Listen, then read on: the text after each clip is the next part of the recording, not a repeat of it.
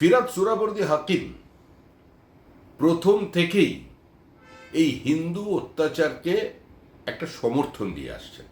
এর আগেও তিনি বলেছেন যে যারা উচ্ছেদ হয়ে গেছে তারা তো নিজেদের রাজ্যের মধ্যেই আছে, আর আজকে দুজন নিরপরাধ পিতা পুত্রকে কুপিয়ে খুন করা হলো আর রাজ্যের একজন মন্ত্রী তাকে সমর্থন করছেন, আর সেই কারণে হিউম্যান রাইটসের সমালোচনা করছে। কোন রাজ্যে এরকম ঘটনা ঘটেছে ক্যাবিনেট মিনিস্টার দাঁড়িয়ে বলছে ধর্মান্তকরণের কথা? সেদিন যদি মুখ্যমন্ত্রী বিরোধিতা করতেন হুমায়ুন কবিরের কথা যে 30% হিন্দুকে কেটে ভাসিয়ে দেব, সেদিন যদি বিরোধিতা করতেন